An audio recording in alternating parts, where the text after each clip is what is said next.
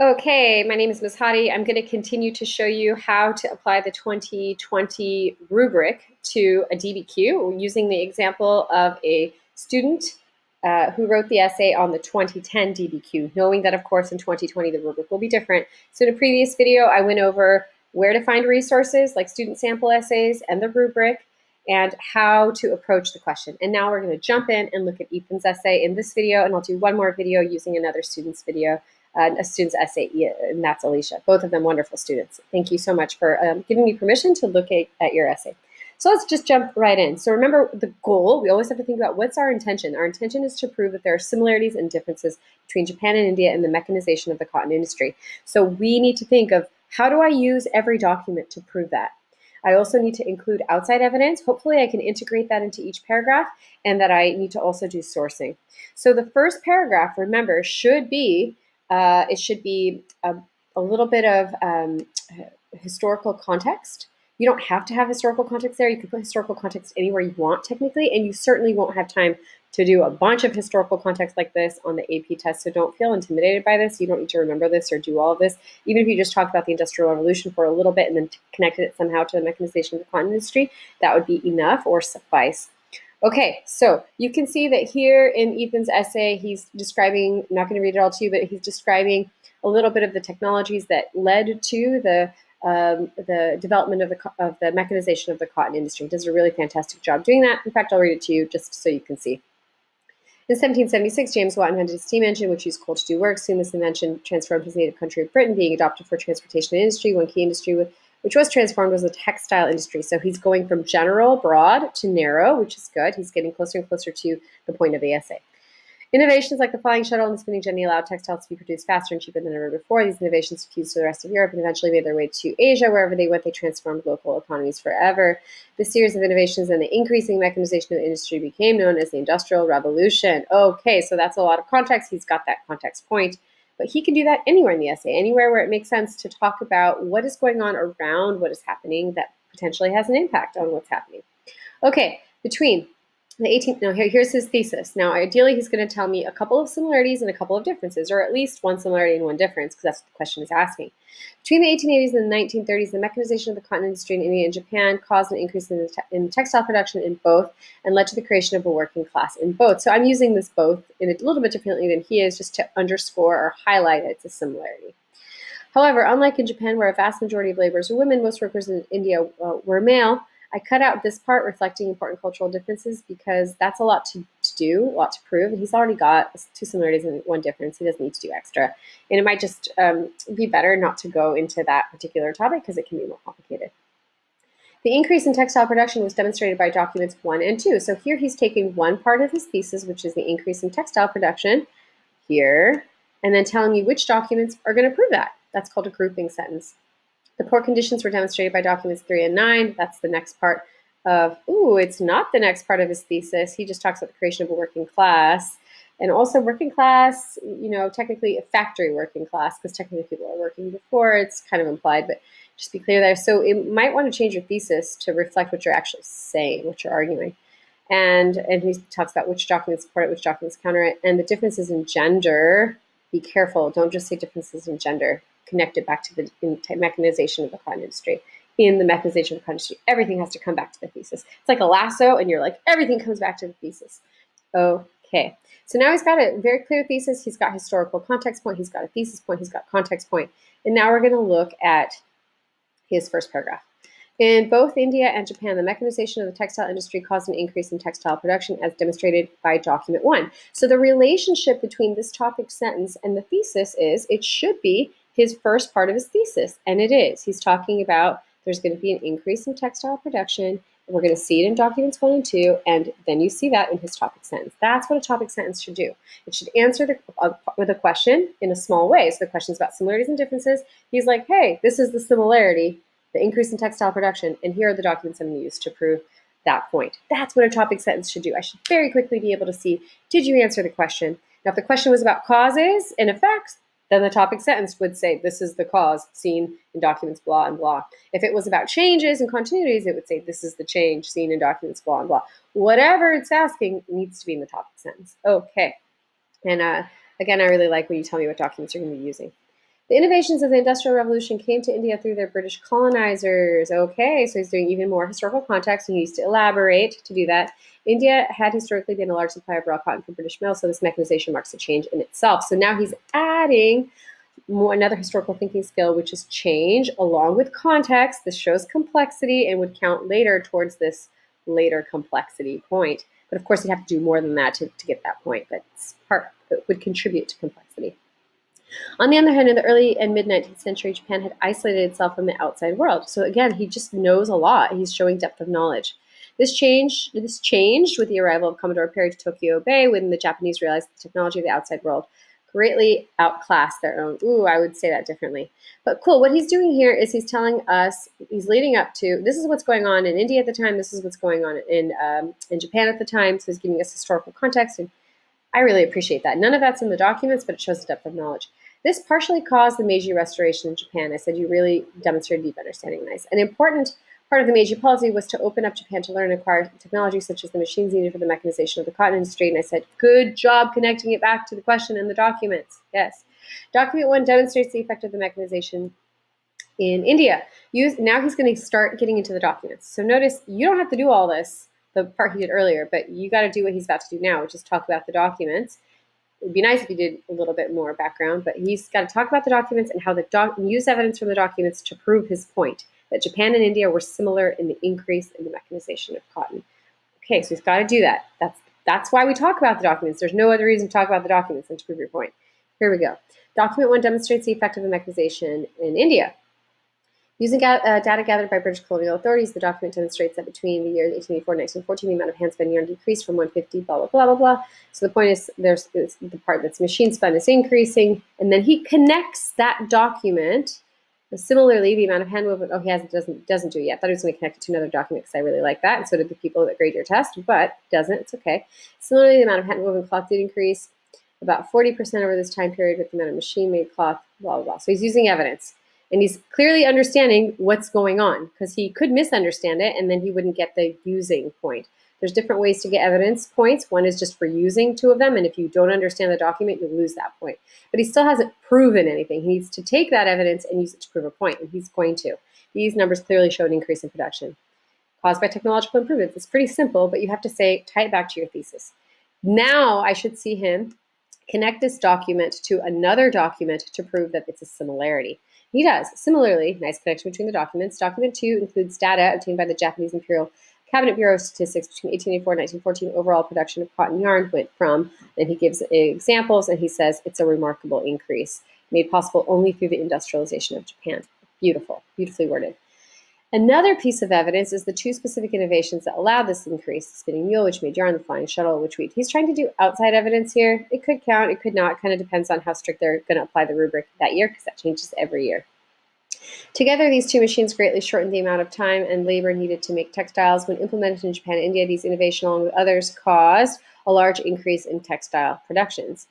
So I like that he added a layer of causation in the essay, and I also like that he's always coming back to the question. In this case, he's highlighting a similarity. So here, he's both using the evidence and arguing with the evidence. So look at that rubric on the side. But he needs to do that for 2 more documents to get the points on the 2020 rubric. And I'd really like to see him use more specific outside evidence specific to India, specific to Japan, to really get those points. But he's going to get a 10 on this essay, so you know that, but we still want to look at the rubric and how he applies it. Additionally, the mechanization of the textile industry caused the creation of the working class in both India and Japan, as demonstrated by documents 3-9, but contradicted by document 4. This is a little bit awkwardly worded, especially since the grouping in his thesis, if you go back to it, was more about poor working conditions. So I would rather see him stay with that idea, but we'll see what he does. Okay, so let's take a look. Uh-oh, I went too far. Here we go. Okay, members of the working class were subjected to harsh treatment and poor conditions. Okay, so again, I would just advise that you just stay with that right away. Okay, now he's got to use the documents to prove that. So from every document, he needs to find something that proves poor working conditions. He's got to prove that it's similar in both Japan and India. In document 3, Japanese women recalled the conditions of the factories they worked in as children. They described working a whole year with no pay, sleeping without heat, and sickness that claimed one of their sisters in the factory. So here, he's clearly understanding the document. He's using it, but he needs to say how it proves his point. These poor conditions were similar to those, and he kind of does. I mean, it's obvious, but it'd really be nice if he just was more obvious about it. He kind of calls them poor working conditions right here. Were similar to those endured by working class families throughout Europe, and the continent also experienced rapid industrialization and thus a rapid increase in demand for workers. So here he's comparing what's going on there to another time and place, which is good for complexity.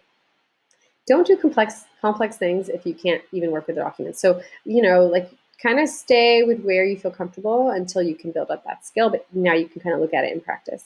In a similar vein, document 9, a British report on labor in Calcutta, describes how wages have stayed low for decades and that workers live in small rented huts. So again, he's accurately understanding the document, which counts for using, but not necessarily for arguing. So it's important that he doesn't say the opposite thing, which is to misunderstand the document and say, they're really living the good life, they're getting paid well. The document does not mention the conditions of the factories themselves, possibly due to the fact that the exploitation of the native population speak poorly about the authors of the report, the British. That's a really cool way to do sourcing. He's basically saying that the author's point of view, is the British, and therefore they're going to leave out certain information that might reflect negatively on them. So this is doing author's point of view and purpose, right? To explain how it affects the document. If the factories were like that of Europe, however, the conditions were likely very poor, again, making comparisons to another place. Similarly to the Japanese, the document also states that most workers were recruited from peasant and agricultural workers. This is a really beautiful similarity, and you could even make a separate paragraph about it, because I bet you could find documents that show that they recruited from the farming areas, the rural areas. But he doesn't. It's okay. However, the claims about poor conditions are somewhat tempered by document 4, in which a Buddhist priest from a rural area of Japan stated the income received by girls working in the factory was vital for their family, often even surpassing the wages of the farmers themselves.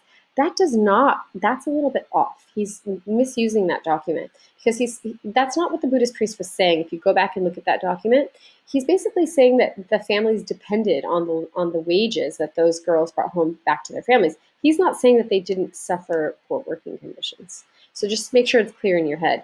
And that's what I tell him. I think he's contradicting the idea that another document makes the girls didn't need to be paid much because they only had to care for themselves. So there's an industrialist in another document on this DBQ that's like, it didn't matter that they weren't getting paid much because these were unattached members of the family. They only had to support themselves. So this would have been a good chance to say, these two documents don't agree. And which one do we trust more? Do we trust the industrialist or the guy that's actually from the neighborhood that sees these girls come home and that their families depend on the money? And of course, that gives you a chance to do sourcing.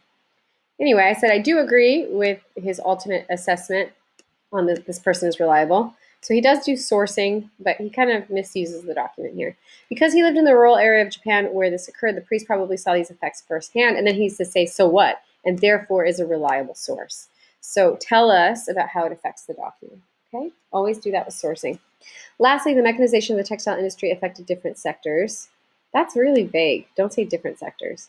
Okay? Just talk about it. It's going to be different in terms of which genders are working in the factories in India and Japan. So just say it clearly. And that's what he's trying to say. Again, if you get lost on what you're going to say for your topic sentence, just go back to your thesis. Whatever part C is in your thesis, that should be your third body paragraph. Okay, the document, I don't know which document. You need to make sure you number it. The document, which was obtained from a dissertation written in 1973, reveals that while about 20% of the workers in India textile mills were female, 80% of the Japanese workers were female. This is further supported by the photo of documents 8 and 10. And then you can't just put them together. You have to address each one in turn. And that's what he's going to do now, which I appreciate. In document 10, which demonstrates a Japanese mill, the majority of the workers were women, while in document 10, which demonstrated an Indian mill, all workers pictured were male. So really important that you do each document one by one and that you don't just be like, both of them show this difference. No, explain. Use evidence from both. So that's a good job that he did that. This reflects cultural values in India and Japan. I would stay away from this because you don't know enough about this and then you're jumping into a whole another thing. Although what he's trying to do is do like causation to show another layer of complex thinking. I wouldn't do that. Interestingly, in both cultures, women were subservient to males. This was demonstrated by the practice of sati in India, where women, if widowed, were expected to throw themselves in the burning corpse of their husband. He's trying to add outside evidence here. I don't know how relevant it is to his point, but okay, maybe he could talk about it. Actually, he's doing a good job explaining it, so you could tie it back to that. I think that's why he's adding this. He wants to include some more cultural information that he knows. Try to keep it to whatever the point is of that paragraph. But I mean, I guess it is that but it's a difference, so it's a little bit it's a little bit tricky to do this. But he's trying to add show off more of his understanding. Also in Japan, the Constitution of 1899 denied them, he means women, don't use pronouns because it's confusing, and illegal rights. However, while this outlook in India prevented women from participating in the workforce as much as their male counterparts, this outlook in Japan caused the exploitation of women as a source of labor. Okay, and then I just said add sourcing. I want him to do as much sourcing as possible. Remember, you can even have a separate paragraph on sourcing. For any documents that you didn't source yet, source them in that paragraph, okay, just to make sure you get the point. And then in his conclusion, I should see the thesis again, but I don't want to see grouping sentences. I've already seen them. Don't add them again. In sum, the mechanization of the textile industry in India and Japan led to the increase in textile production, the creation of working class in both nations. Just say, instead of a working class, again, say poor working conditions for people in the factories. Where's the part about women? This was demonstrated. Oh, he does the documents. However, while this mechanization primarily affected men in India, it mainly affected women in Japan. And he does it. And then he asks for an additional type of document. Don't do this. That's because he did a really good job and looked at the previous student sample essays and maybe got a little bit confused. You do not have to ask for an additional document in the 2020 rubric. That's an old thing from the 2010 rubric. Don't do it. As these two regions began to industrialize, they experienced similar social and economic effects as Europe did during the Industrial Revolution. So again, he's trying to compare this to another time and place to showcase complex understanding. So, you guys obviously could see the sourcing, the outside evidence that he did. The complex understanding point, and this is my feedback to him, the complex understanding point is a little bit harder to explain. It's not, you can't find it in necessarily one place. Sometimes you can, but it's like, are they using multiple skills? So if it's a compare and contrast essay, do they bring in some cause and effect or some change in continuity, show different historical thinking skills? Or do they really have a deep understanding because throughout they show a lot of historical context, or they're doing multiple kinds of sourcing, or they have lots of similarities, lots of differences. So it's just an overall sense that this person has a deep, complex understanding. And there are lots of ways to do that. You can see that in the 2020 rubric. Now, I explained that over here, and you can pause and look at that later if you want. But this was Ethan's essay. I want to thank Ethan so much for letting me show how to use the 2020 rubric and apply it to the 2010 DBQ. And I'm going to look at Alicia's essay next.